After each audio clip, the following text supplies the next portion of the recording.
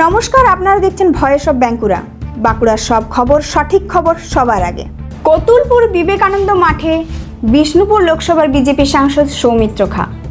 বিষ্ণুপুর লোকসভার বিজেপি সাংসদ সৌমিত্র খা হঠাৎ করেই কতুলপুর বিবেকানন্দ মাঠে হাজির হয়। বিবেকানন্দ ক্লাবের কর্মরতদের সাথে বেশ কিছুক্ষণ কথা বলেন। বিবেকানন্দ ক্লাবের মাঠে স্টেডিয়াম করার প্রতিশ্রুতিও দেন।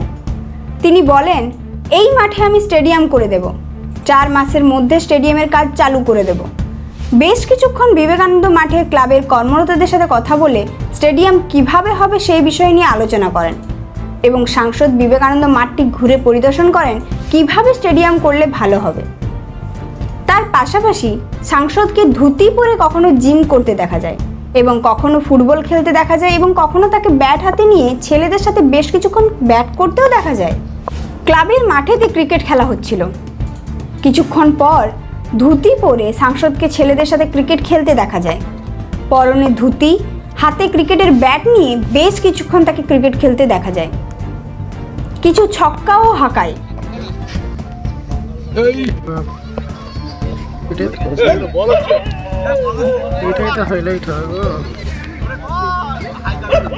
এটা কি বল হচ্ছে রে? কি বল করছি রে তুই যে রাস্তায় বাইরে খেলতে বেরোস?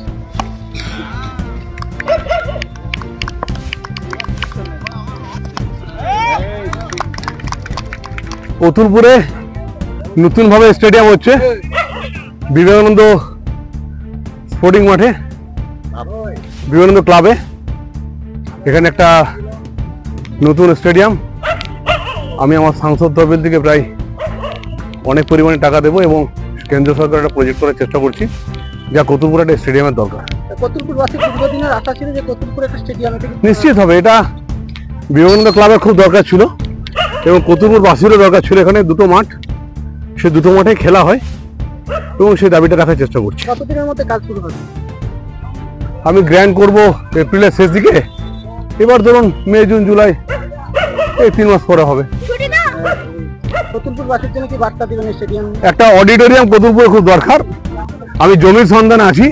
কেউ যদি জমি দিতে চায় কতুলপুর অঞ্চলে, মানে কতুলপুর টাউনে, আমি অডিটোরিয়াম করার জন্য রেডি আছি। কখনো দেখা গেল ব্যাট হাতে, আবার কখনো জিম করতেও দেখা গেল, বলবেন না? এটা আমাদের বয়সটা কি শেষ হয়ে গেল নাকি?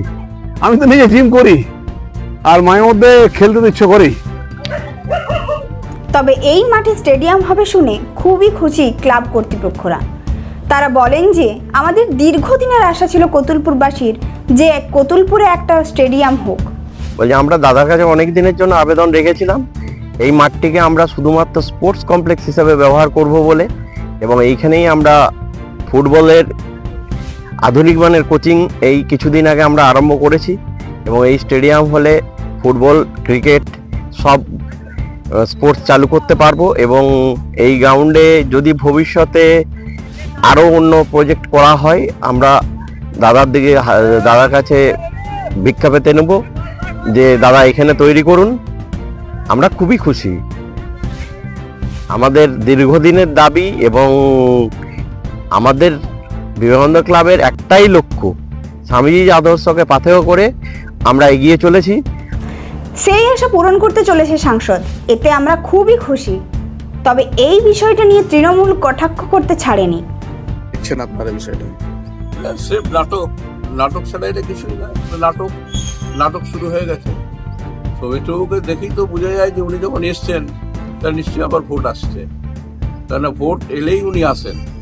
সেই লোকসভার ভোট হয়েছিল, উনি যে জিতে চলে গেলেন, দিল্লিতেই ছিলেন, তাকে আর আমরা দেখতে পাইনি, বিষ্ণুপুরের মানুষকেও দেখতে পাইনি।